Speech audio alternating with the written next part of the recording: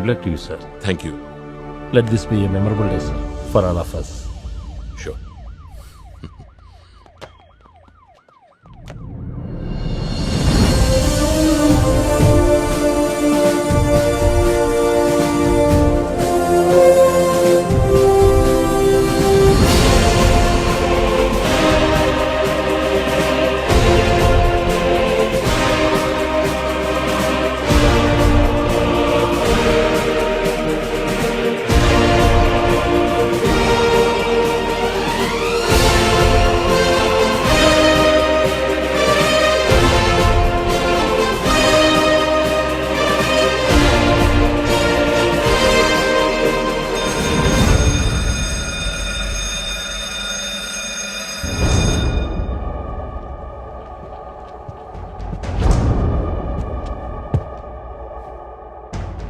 Respected members of the Legislative Assembly, Honorable Chairman of the Assembly is coming.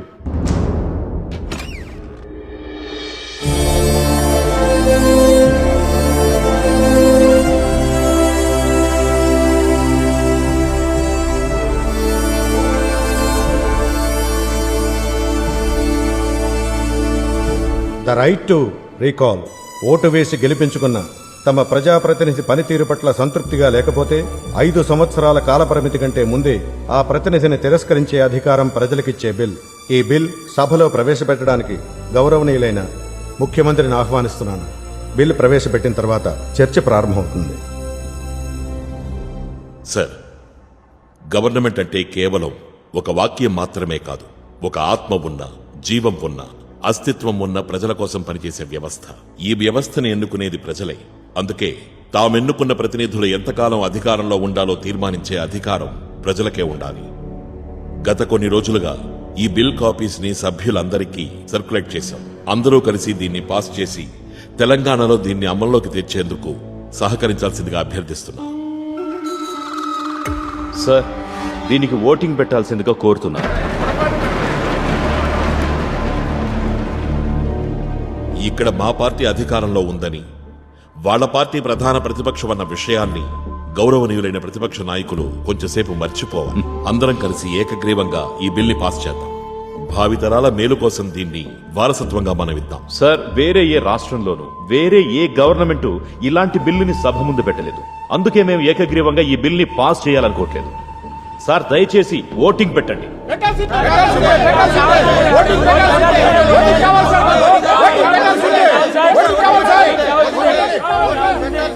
ఈ బిల్లుకి voting నిర్వహించాలని తీర్మానించాము. Yes poll, ring the bell.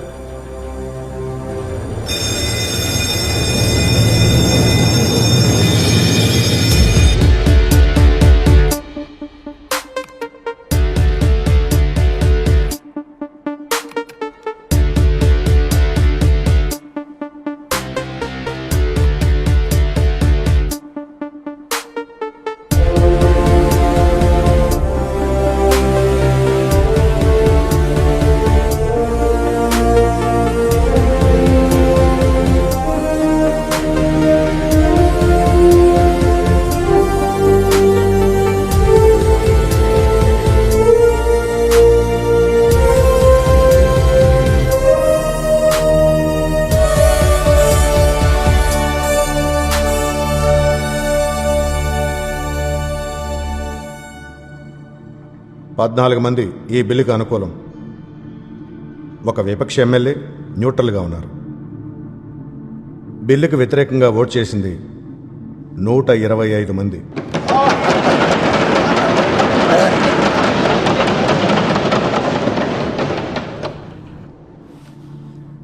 ఈ బిల్లుని సభ తిరస్కరించింది.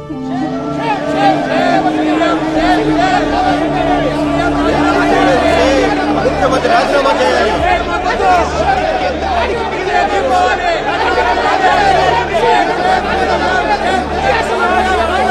ప్లీజ్ వెళ్ళి కూర్చోండి. కూర్చోండి. శ్రీనివాసరావు గారు, దయచేసి మీ సీట్లోకి వెళ్ళి కూర్చోండి. కూర్చోండి, కూర్చోండి. దయచేసి అందరూ మీ సీట్లో కూర్చోండి. సైలెన్స్. సార్, ప్రజలతో ఎన్నుకోబడ్డ ప్రజాప్రతినిధిని అదే ప్రజల్ని మభ్యపెట్టి తిరస్కరింపజేయాలన్న హీనమైన తంత్రం ఈ రోజు ఓడిపోయింది. సార్, ఈ రాష్ట్రంలో ఉన్న ప్రజాప్రతినిధుల్ని దొంగలుగా, దోపిడీదారులుగా చిత్రీకరించడానికి, సొంత ప్రయోజనాలను రక్షించుకోవడానికి ఈ సభలో ఉన్న ఏకైక స్వచ్ఛమైన నాయకుడు సీఎం ప్రయత్నించారు. ఇప్పుడే, ఇక్కడే, ఈ క్షణమే సీఎం రాజీనామా చేయాలి. మరి స్వచ్ఛమైన ముఖ్యమంత్రికి ఇది ఒక చరిత్రాత్మకమైన ఓటమి సార్. దారుణమైన బిల్లు సార్ ఇది. దీనికి గాను రాజీనామా కాకుండా ఇంకేం డిమాండ్ చేయగలరు సార్? ఇంకా ఒక్క నిమిషం కూడా ముఖ్యమంత్రికి ఆ స్థానంలో ఉండే అర్హత ఏమాత్రం లేదు. ముఖ్యమంత్రి రాజీనామా చేయాలి. సార్, వీళ్ళు కావాలని గొడవ చేస్తున్నారు. అనవసరంగా రాజీనామా సభ మర్యాదను మంటగలుపుతున్నారు.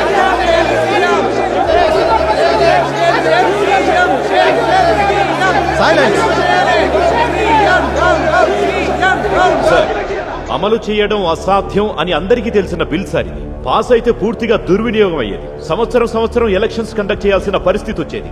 ఖజానా ఖాళీ అయి ఉండేది. సార్, మన ప్రజాస్వామ్యం సంక్షోభంలో కూరుకుపోయేది సార్. సార్, మీరే చూశారు, సీఎం సొంత పార్టీ నుంచి కేవలం 8 మంది ఈ బిల్లుకి అనుకూలంగా ఓటు వేశారు. ఈ సభకి, ఈ గవర్నమెంట్ కి, ఈ రాష్ట్రంలోని ప్రజలకి తీవ్రమైన అవమానం జరిగింది ఈ రోజు సీఎం వల్ల. ఇంకా ఏం చేసి సమర్థించుకోగలరు? ఇప్పుడు మీకు ఆ సీట్లో కూర్చునే అర్హత ఉంది.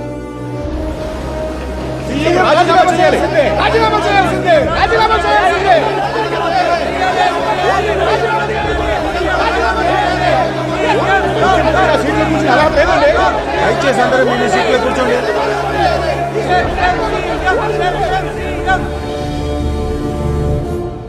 నాకు ఆశ్చర్యం వేస్తోంది సార్. ఈ బిల్కి అనుకూలమైన ఓట్లు 2 అంకెలకి చేరడం. ఈ బిల్లు పాస్ అయ్యే అవకాశం లేదని నాకు ముందే తెలుసు సార్. ఇదే ఈ బిల్లుకున్న నేపథ్యం. ఇది ప్రెజెంట్ చేస్తే ఇలాగే జరుగుతుందని సమర్థించుకోవడానికి కుంటిసాగులు చెప్తున్నారు. ఈ ఓటమిని కప్పిపుచ్చుకోవడానికి ఈయన మొదలు పెడుతున్న కొత్త డ్రామా సార్ ఇది.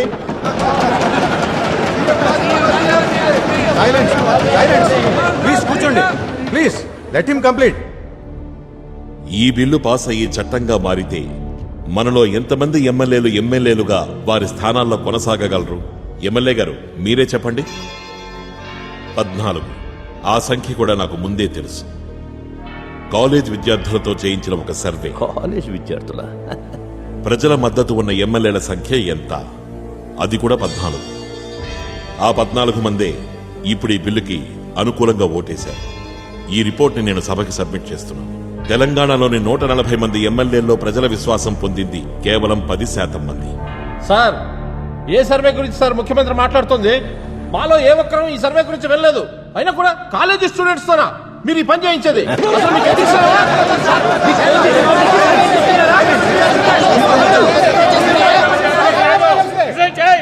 సార్, కొద్దిసేపటి క్రితమే ప్రతిపక్ష నాయకుడు చెప్పారు, ఈ బిల్లు చట్టరూపం దాలిస్తే సంవత్సరం ఎలక్షన్స్ కండక్ట్ చేయాల్సి వస్తుంది, దానివల్ల ఖజానా ఖాళీ అవుతుందని.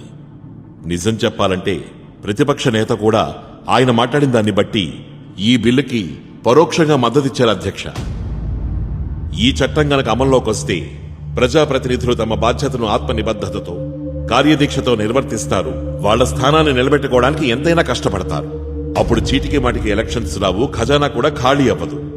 ప్రజలు తాము కష్టపడే నేతని వదులుకోవడానికి సిద్ధపడే ఛాన్సే లేదు. సార్, ఇక్కడ విప్లవం సృష్టించాలను ఈ రాష్ట్రంలో నిజాయితీపరుడైన రాజకీయ నాయకుడిని నేనొక్కడేనని ప్రూవ్ చేసుకోవడానికో కాదు ఈ బిల్ని ప్రజెంట్ చేసింది. ఈ పవిత్రమైన అసెంబ్లీలోకి మనం ఎలా అడుగుపెట్టగలిగాం? మనలోని ఒక్కొక్కరి పేరు ఈ హాల్లో ఉన్న చైర్స్ మీదకి ఎలా ప్రింట్ అయి వచ్చాయి? ఎవరైనా ఆలోచించి చూశారా? మనకి ఓటేసిన ప్రజల దయ వల్ల. వాళ్ల కోసం పనిచేయడం మనందరి బాధ్యత. వాళ్ల కోసం మాత్రమే పనిచేయాలని మనకి మనం చెప్పుకోవాలి. సార్, అధికారం ఎవరిని అవినీతిపరుని చెయ్యదు. మనుషులే అధికారం రాగానే అవినీతిపరులవుతున్నారు.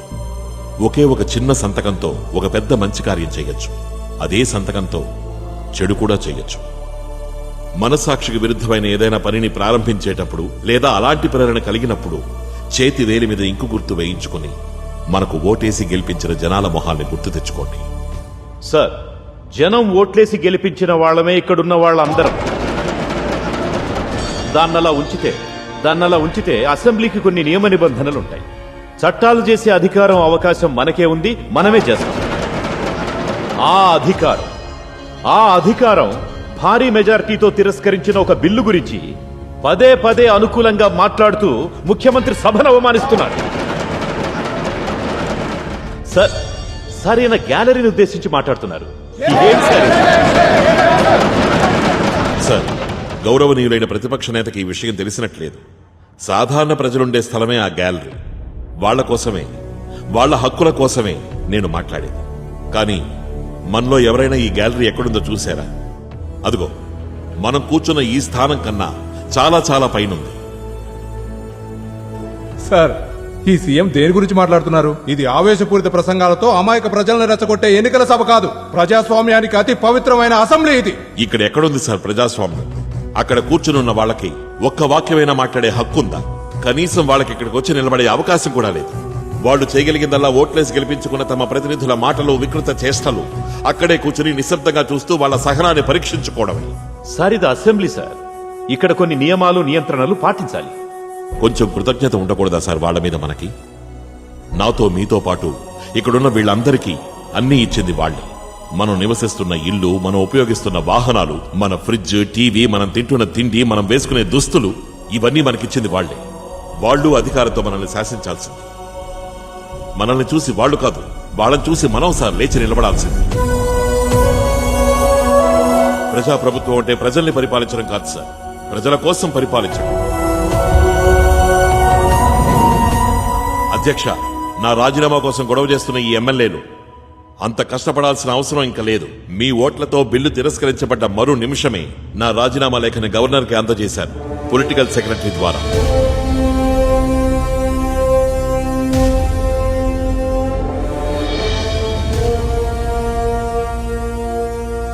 సార్, మీరు అనుమతిస్తే నేను ఇంకో 2 మాటలు మాట్లాడతాను.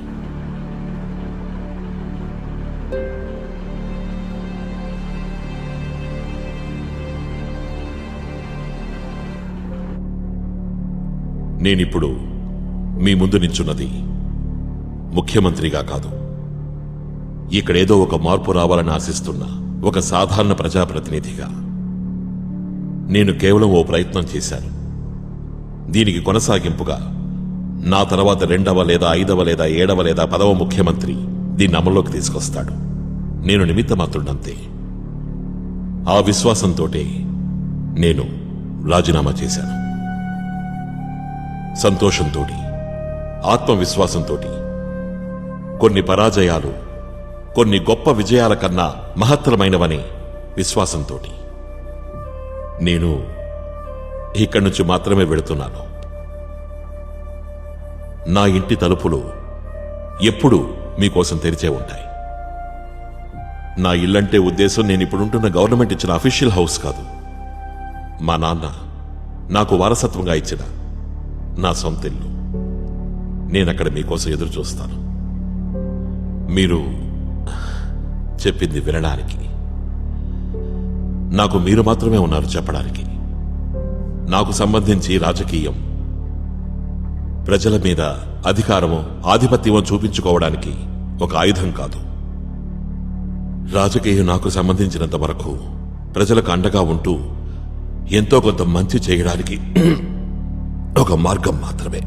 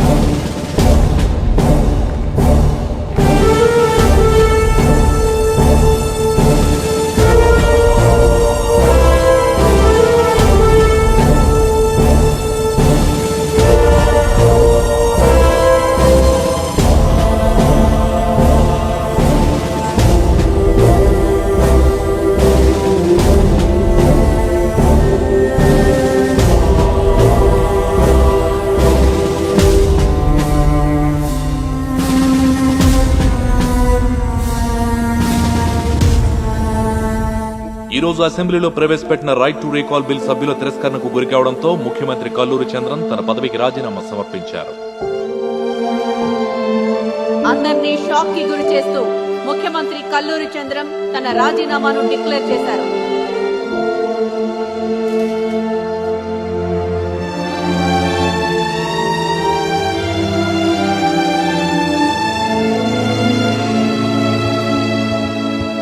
పడిపోతావు, జాగ్రత్త. అమ్మా, పాలిటిక్స్ లో రైట్ టు రికాల్ అంటే ఏంటి? 1 సెకండ్ నాన్న. ఏమండి, లీవ్ ఓకే అయిందా? తాత, దీని గురించి నువ్వేం చెప్పవా?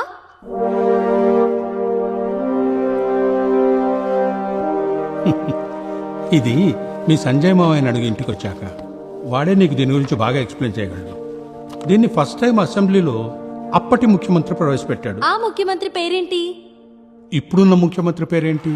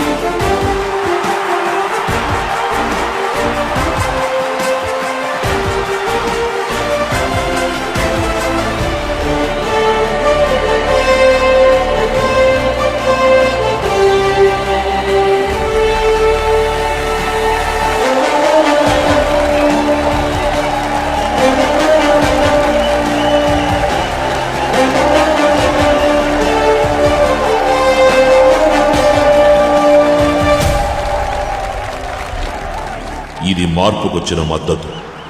ఈరోజు మనం చూపింది లోకం మొత్తం రేపు అనుసరించే అద్భుతమైన మార్పు. ఇంకు మరక పూయించుకున్న మీ చూపుడు వేలే నన్ను ముందుకు నడిపిస్తోంది. ఈ రాష్ట్రంలో ఇక నుంచి అధికారం ఏ నాయకుడికి లేదు, ఏ మంత్రికి లేదు. మీరే నంబర్ 1.